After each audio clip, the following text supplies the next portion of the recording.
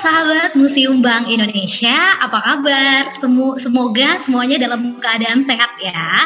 Sebelumnya saya ingin mengucapkan selamat tahun baru dan selamat datang di podcast Museum Bank Indonesia bersama saya Noven. Baik, karena ini adalah tahun baru ya, tahun 2021, semoga kita tetap diberikan semangat yang baru dan juga kita tetap semangat dalam menjalankan protokol kesehatan. Jadi jangan kasih kendor ya. Dan teman-teman, untuk episode kali ini Noven tidak akan sendiri karena saat ini nih Noven sudah ditemani oleh narasumber kita. Yang pertama ada dari Ketua AMIDA Jawa Barat, yaitu Bapak Kusnadi. Kita langsung sapa ya. Bapak Kusnadi, apa kabar? Alhamdulillah sehat saja. Sehat ya Pak ya. Selamat tahun baru ya Pak ya. Iya, sama-sama. Oke, ya. Nah, selain ada Pak Kus nih, ada juga Sekjen AMIDA Jabar, yaitu Bapak Barnas. Apa kabar nih Pak Barnas? Halo, kabar baik. Terima kasih. Gitu. Selamat tahun baru juga buat semua teman-teman dan juga pemirsa. Oke, baik. Obrolan kita ini pastinya sangat seru sekali ya, apalagi di tahun 2021 ini harus dengan semangat yang baru nih ya. Tapi untuk mengawali obrolan seru kita di podcast episode kali ini ya Pak ya, kita penasaran ya Pak ya, seperti kita ketahui ya tahun 2020 ini kan adalah tahun yang cukup berat ya untuk kita semuanya ya. Mungkin saya ke Pak Kus dulu nih ya. Nah, menurut Pak Kus nih ya, bagaimana sih museum di Jawa Barat berjuang di tengah pandemi yang melanda di tahun 2020 ini Pak? Ya. Terima kasih Mbak. Ya. Memang di masa pandemi ini hampir semua ya museum yang ada di Jawa Barat ini itu ada 48 museum di Jawa Barat, tetapi masih ada yang belum terdaftar.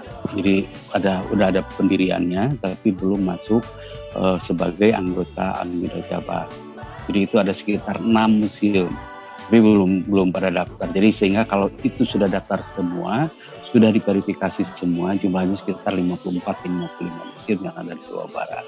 Cuma yang sekarang 48 museum ini terkena dengan berbagai peraturan ya, terutama untuk menghindari berbagai kerumunan. Jadi kunjungan langsung ke museum itu semua sejak diumumkan oleh pemerintah adanya PSBB ini, itu semua tutup Mas. Semua tutup, tetapi mereka saya sarankan pada mereka juga bahwa kita harus lebih kreatif di masa pandemi ini, karena kalau memang kita tidak kreatif maka kita akan sepi pengunjung, tidak ada aktivitas dan sebagainya. Sehingga ada beberapa museum yang memang pada akhirnya melaksanakan berbagai kegiatan ya, terutama seperti daring seperti inilah pada umumnya seperti ini, karena kita memang kan masih dilarang untuk berkerumun dan sebagainya. Walaupun ada ya sekitar 10 orang gitu ya, kita masih bisa berkumpul untuk bertemu bersama-sama pengurus, bersama-sama anggota AMIDA, tentu saja dalam satu kegiatan yang memang difasilitasi oleh beberapa lembaga pemerintah gitu, yang selama ini ada dari Kemendikbud, terus kemudian juga dari BPNP, dari pemerintah daerah, provinsi, dari Kota Bandung juga ada beberapa fasilitasi yang diberikan ke kita. Tetapi pada umumnya memang pada akhirnya kita ngadakan seperti Zoom meeting seperti ini gitu ya. Jadi kegiatan-kegiatan ini terus berjalan. Saya sarankan kepada mereka agar mereka memanfaatkan beberapa teknologi di medsos ini agar memang aktivitas museum ini tidak vakum dan tetap akan dikenali aktivitasnya oleh masyarakat. Karena museum itu yang dilihat adalah kegiatannya, adalah aktivitasnya. Tidak ada aktivitas bagi masyarakat, maka pasti akan ditinggalkan oleh masyarakat. Oleh karena itu saya sarankan itu yang sudah dijalankan oleh misalnya seperti Museum Seni Baduga. Jadi ada beberapa katalog koleksi yang setiap hari itu diupdate. Satu hari itu ada koleksi naskah, ada koleksi arkeologi, ada koleksi etnografi. Jadi aktivitas itu ada selain memang mengadakan kegiatan-kegiatan seperti ini. Ada Zoom meeting. Terus kemudian juga lebih banyak menggunakan virtual museum yang itu disebarkan kepada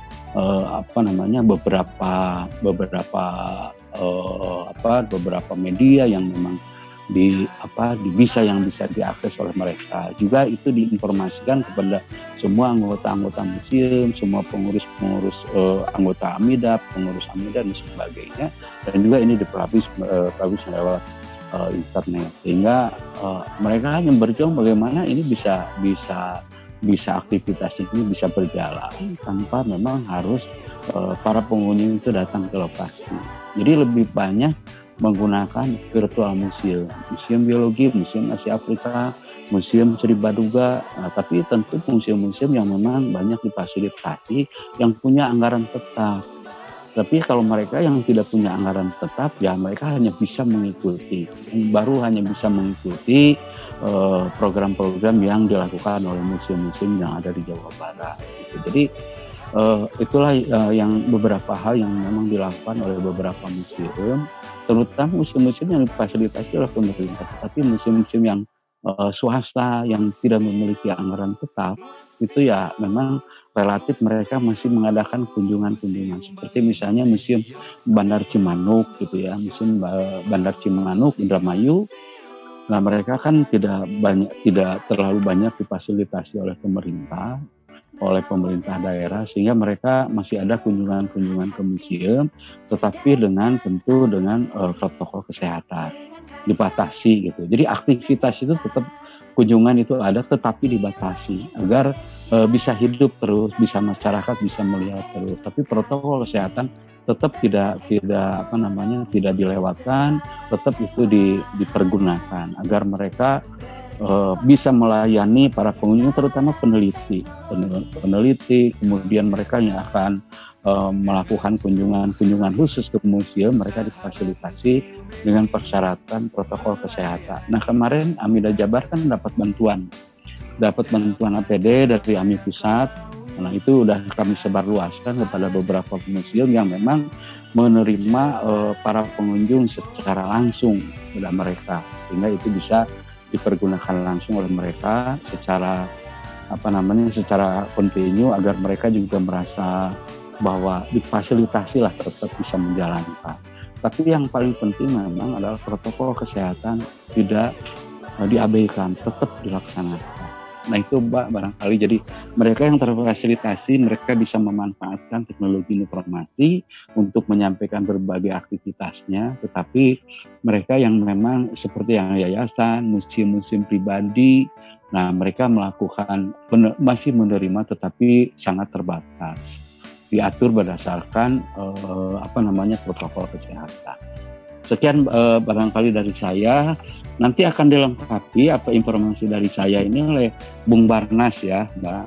Ya, terima kasih ya. Ya, baik. Fokus, terima kasih tadi atas pemaparannya. Sebenarnya kita juga berterima kasih ya Pak Pus ya atas teknologi dunia digital. Betul, saat ini kita sangat-sangat dibantu sekali di tengah pandemi ini. Iya. Tapi ada yang ingin saya tanyakan juga ya. Nah, mungkin ini langsung saya tujukan kepada Pak Barnas ya. Nah, menurut Pak Barnas nih ya, apa sih yang harus dilakukan setiap pengelola museum di Jabar agar selalu bisa mendapatkan hati masyarakat nih, Pak? Di saat pandemi ini atau di saat normal, Mbak? Sebenarnya apalagi ditambah dengan situasi pandemi ini, Pak, maksudnya. Oke, karena kan pendekatannya berbeda ya antara situasi normal dengan situasi pandemi. Pertama saya ingin komentari dulu tentang situasi pandemi. Pada satu sisi memang pandemi ini bisa dikatakan sebagai sebuah bencana, bukan hanya bencana nasional, juga bencana dunia, karena banyak negara juga terkena wabah pandemi. Tapi pada sisi yang lain, saya sih juga bersyukur ada pandemi ini. Bersyukurnya di mana? Karena dengan adanya pandemi dan kebetulan teknologi informasi dan komunikasi sudah cukup berkembang baik, itu seperti memaksa semua orang kita juga museum untuk memanfaatkan teknologi ini. Jadi selama dari bulan Maret kalau tidak salah sampai dengan sekarang ini, semua orang, anak muda, orang tua, pendidikan, dunia pendidikan, guru-guru, kemudian orang-orang museum itu dipaksa tanda petik kursus oleh pandemi corona ini untuk memanfaatkan teknologi informasi. Dan saya kira ada cara yang bagus juga, karena ke depan mau tidak mau teknologi informasi ini memang harus dimanfaatkan untuk kepentingan mengkomunikasikan dan menginformasikan berbagai produk budaya, termasuk di dalamnya adalah museum. Jadi ada sisi hikmah yang baik dari kondisi pandemi ini. Kemudian yang kedua tentang pendekatan kepada masyarakat, bagaimana museum ini supaya juga bisa dekat dengan hati masyarakat. Tahun 2010 sebenarnya Departemen Kebudayaan sudah menggulirkan kampanye permusiuman dengan nama Gerakan Nasional Cinta Museum (GNCM), dan tagline-nya adalah Museum di Hatiku. Sebenarnya kampanye ini mestinya juga bisa berhasil dengan cukup baik jika metode-metodenya dapat dijalankan. Sebagai sebuah gerakan tentu saja memang harus ada metode yang bisa mendorong masyarakat turut berpartisipasi di dalam kegiatan-kegiatan permusiuman atau berpartisipasi di dalam mengkampanyekan permusiuman. Nah, tapi nampaknya belum cukup berhasil. Bahkan tagline Museum di Hatiku pun nampaknya masih yang sampai sekarang juga masih dipakai. Ini perlu di breakdown lagi ke dalam metode-metode aplikasinya seperti apa. Jika kita menggunakan tagline Museum di Hatiku, maka mau tidak mau kita harus menurunkan apa sih yang dimaksud dengan museum di hatiku itu. Yang pasti bahwa masyarakat harus merasa bahwa keberadaan museum ini memang merupakan bagian dari kebudayaan, bagian dari sejarah, bagian dari kepentingan mereka. Jika masyarakat tidak terbangun kepentingannya, tidak terbangun rasa memiliki, tidak terbangun rasa terlibat di dalam kebudayaan museum ini, maka dipastikan museum di hatiku tidak akan sampai. Jadi bagaimana sebenarnya kita bisa mulai mendekatkan diri kepada masyarakat, di samping juga kita perlu menggunakan teknik-teknik kreatif, menggunakan media-media yang semakin akrab, juga mengangkat isu-isu yang juga kira-kira aktual di masyarakat gitu.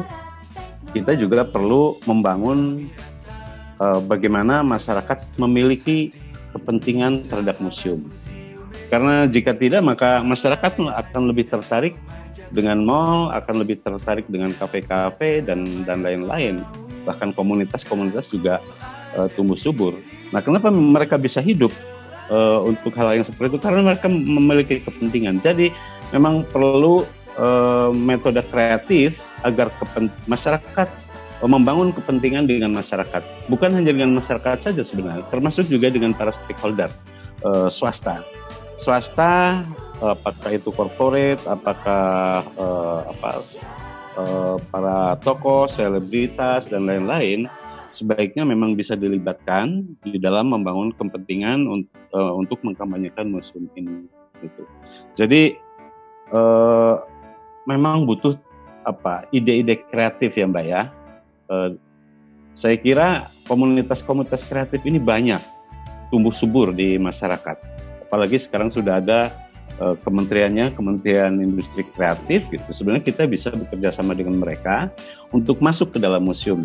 Jadi museum memang harus membuka diri, kemudian membuka ide-ide dan pikirannya dengan tetap menjaga prosedur, tetap menjaga konvensi-konvensi bagaimana mengelola dan memanfaatkan koleksi-koleksi yang ada di museum gitu. Karena kalau kita tahu semua produk-produk yang ada di museum itu adalah sumber-sumber inspirasi sebenarnya.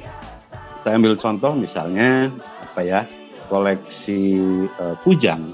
Itu kan bisa diolah menjadi sumber kreatif untuk pembuatan video, untuk merchandise, untuk kaos, untuk macam-macam. Demikian juga ide-ide yang lain.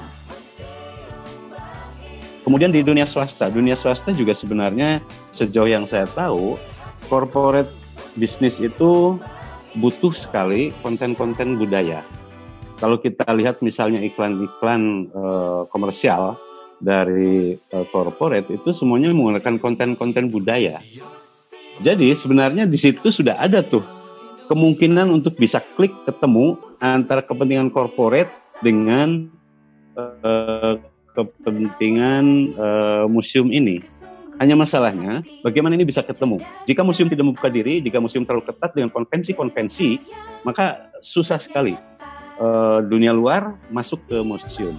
Jadi menurut saya masyarakat jangan hanya dianggap sebagai pengunjung, sebagai penonton, tapi masyarakat harus mulai dilibatkan, mulai berpartisipasi secara aktif untuk melakukan pemanfaatan di museum gitu. Tentu saja dengan demikian, jika itu bisa dilakukan, maka corporate pun bisa masuk ke museum sehingga dia bisa misalnya menaruh sponsornya pada label, pada papan nama atau pada apapun.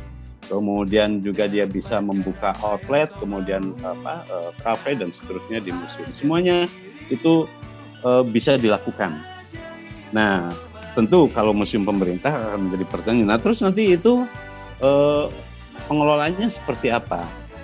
Nah, ini yang perlu dibicarakan memang karena menyangkut pada kebijakan dan pemanfaatan aset pemerintah. Ya, Ibu Sri Mulyani lah. Pidato-pidato kemarin itu Menteri Keuangan itu juga sudah bilang tuh bagaimana melakukan pemanfaatan aset. Tentu saja jalan keluarnya pasti ada melalui sebuah kesepakatan bersama di mana win-win solution bagi swasta, bagi masyarakat, bagi museum, bagi pemerintah itu bisa dibangun secara bersama-sama dengan tidak melanggar perundangan atau ketentuan dalam pemanfaatan aset berupa museum itu. Kira-kira demikian, Mbak. Baik, betul sekali ya Pak Barnas ya. Kalau tadi saya bisa simpulkan yang paling kita butuhkan itu sebenarnya kreativitas ya Pak ya. Betul, ya. Baik, Bapak untuk pertanyaan yang terakhir ini bisa Pak Barnas atau Pak Kus yang jawab, terserah ya Pak ya. Tapi ini karena ini tahun 2021 ya, bagaimana sih menurut Bapak nih memproyeksikan tren museum di Jabar itu gimana nih Pak kira-kira? Ya, nanti saya jawab ringkas sedikit, nanti dilanjut sama Kang Bambang. Boleh Pak, silakan. Seringkali saya sambil guyon ke teman-teman, teman-teman di museum maupun di para pengurus. Bahwa museum ke depan itu, mohon maaf saya kadang-kadang menggunakan kata-kata yang cukup vulgar atau gini. Saya bilang ke teman-teman bahwa museum ke depan itu harus edan. Apa itu edan? E-nya edukatif. Gitu. Jadi bagaimana museum itu bisa mengedukasi masyarakat. Makanya di museum itu tidak dibilang pemandu kan, tapi bimbingan edukasi karena mengedukasi masyarakat. D-nya itu harus dinamis. Jadi museum itu jangan begitu-begitu saja gitu ya. Jangan hanya menggunakan metode-metode lama, tapi kalau memang ada sesuatu teknologi yang bisa dimanfaatkan, lakukanlah itu semua. Tidak harus kalau kegiatan di museum itu misalnya ada lomba dan sebagainya untuk menunjang aktivitas museumnya ya. Tentu semuanya juga harus berkaitan dengan koleksi-koleksi yang dipamerkan. Kalau saya dulu begitu seperti di Museum Sri Baduga, ada gelar seni, ada apapun dikaitkan dengan tema pameran. Sehingga gelar seni dan sebagainya itu memang menjadikan informasi yang lebih lengkap terhadap pameran yang dilakukan. Misalnya tentang pameran naskah. Jadi gelar seni yang dilakukan itu ada pantun buku, kemudian ada pantun jenaka, ada tradisi tulis dan sebagainya. Nah itu hal-hal yang memang dilombakan kepada masyarakat yang tetapi tidak lepas dari tema tadi. Jadi dinamis, jangan hanya melakukan itu saja dan itu paling lama 3 kali. Misalnya dulu misalnya ada fun bike dan sebagainya, paling lama 3 kali harus sudah berubah lagi sesuai dengan dengan perkembangan dan tren-tren yang ada di masyarakat. Kemudian A-nya tuh harus atraktif gitu ya. Jadi museum itu memang tadi ya bisa dikatakan kreatif gitu ya. Dan bagaimana menciptakan suatu aktivitas yang memang atraktif bagi masyarakat. Jadi kalau kata kawan saya, Kang Desmond itu bahwa para pengunjung itu nggak mau diajarin. Anak-anak SMA itu udah malas nggak mau diajarin. Jadi mereka itu bagaimana mereka bisa melakukannya sendiri, bisa interaktif dengan ada aktivitas-aktivitas yang ada di museum sendiri. Nah itu harus diciptakan oleh orang-orang museum. Kalau mereka tidak kreatif, wah itu nggak bakalan laku, nggak bakalan diminati, nggak bakalan dikunjungi. Kemudian yang N-nya itu saya bilang nyeni atau nyentrik, artinya beda dengan yang lain. Gitu. Jadi kalau ada aktivitas, maka suasana museum itu juga harus berbeda. Kalau di Bandung di sini ada satu wilayah perdagangan di namanya Kosambi, di Kosambi Jalan Ahmad Yani. Itu yang paling menonjol itu kalau kita lihat ke sana itu tokonya toko jamu. Toko jamu itu jadi kalau kita lihat ke sana itu yang paling kelihatan itu toko jamu. Karena apa? Warnanya yang berbeda dengan yang lain. Jadi mata tuh langsung aja ke situ. Itu dari aspek warna, belum lagi dari aktivitas-aktivitas yang lain. Maka setiap museum juga memang harus beda dengan yang disitulah. Bagaimana nyentrik itu berbeda, menjadi MPO, menarik perhatian orang. Biasanya kan yang begitu ya, yang unik-unik, yang nyentrik, yang beda dengan yang lain, itu sebetulnya yang menarik perhatian orang. Bahkan saya bilang juga harus MPO, bagaimana itu harus menarik perhatian orang aktivitas di museum itu. Karena museum ini kan di samping masyarakat yang memang sekarang anggapannya masih itu adalah satu benda yang kusam, gedung yang kusam, serem, uka-uka gitu kan dan sebagainya. Nah merubah mindset itu kan bukan satu hal yang mudah. Oleh karena itu orang-orang pengelola museum, kawan-kawan di museum juga harus kreatif. Harus edan lah, edukatif, dinamis, atraktif dan nyeni gitu ya, berbeda dengan yang lain. Kita kadang-kadang grow seperti itu Pak. Jadi ke depan kalau tidak seperti itu, ya susah juga kita nanti museum akan memang tidak akan diminati. Museum akan selamanya dipandang seperti itu. Tidak lagi dipandang sebagai sebuah lembaga ilmu pengetahuan. Tidak lagi nantinya akan dipandang sebagai sebuah rumah peradaban dan sebagainya. Gitu, pusat kebudayaan dan sebagainya. Nah itu hal-hal seperti itu nantinya hanya akan angan-angan saja kalau memang kreativitas pengelola museum juga tidak berjalan. Tetapi yang paling penting sebetulnya, yang paling penting itu adalah kebijakan museum. Perhatian pimpinan terhadap bagaimana kemajuan museum yang ada di daerah. Itu yang paling penting sebetulnya. Karena perhatian pimpinan itu akan menyelesaikan berbagai masalah. Anggaran aktivitasnya kurang bisa ditambah anggarannya. Kemudian gedungnya kurang representatif direnovasi. Kemudian koleksinya masih kurang, diadakanlah koleksi-koleksi yang memang dibutuhkan. Aktivitasnya ditingkatkan, SDM-nya juga dilatih. Ini kebijakan pimpinan. Mau tidak mau. Nah sekarang pengelola museum bagaimana menarik perhatian itu. Gitu. Ini banyak contoh di Subang, kemudian di Kuningan, antara yang mendapatkan perhatian dengan yang tidak mendapatkan perhatian pimpinan akan sangat berbeda sekali gitu. Tapi tetap bahwa pengelola museum itu harus memberikan sebuah aktivitas yang menarik perhatian mereka. Sehingga mereka pada akhirnya langsung memberikan perhatian kepada museum itu sendiri. Jadi kalau memang museumnya memblek, pimpinannya juga pasti tidak akan memberikan perhatian khusus gitu ya.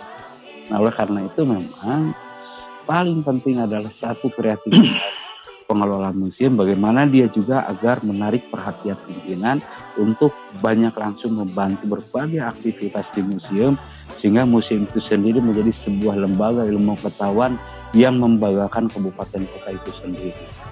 Saya kira itu sedikit dari saya, nanti disambung sama Bung Barnas, Mbak. Terima kasih. Baik Pak, tadi singkatan edannya bagus banget ya Pak Kus ya. Mungkin Pak Barnas secara singkat ya, apakah ada tambahan-tambahan edannya nih? Silakan Pak. Iya, saya kira kalau ide tentang edan udah cukup lah dari Pak Kus. Tapi menjawab pertanyaan tadi tentang tren di tahun 2021, kalau koleksi dan kemudian kegiatan pameran saya kira tidak akan ada perubahan, gitu ya. Tidak akan ada penambahan koleksi dan lain-lain. Tetapi dengan sejak dari bulan Maret sampai sekarang, di mana kita ini menjalankan protokol kesehatan, kemudian ada PSBB, maka tren pada tahun ini saya kira masih tetap museum akan memanfaatkan teknologi informasi sebagai sarana dan sekaligus juga metode untuk melakukan pendekatan kepada masyarakat dan sekaligus juga melakukan memanfaatkan koleksi museum untuk masyarakat. Ya, beberapa media yang bisa dibangun, bisa dibuat diantaranya, dan sekarang juga beberapa museum sudah melakukan, bisa berupa virtual tour museum, kemudian ada vlog, kemudian webnya tentu juga harus di-update lagi, kemudian model podcast seperti ini, termasuk juga kegiatan-kegiatan webinar. Nah, tentu saja untuk ini diperlukan orang kreatif dan sekaligus para ahli IT. Jika museum-museum ini tidak memiliki itu, maka alangkah baiknya bisa membangun kerjasama dengan komunitas atau kelompok orang kreatif dan IT.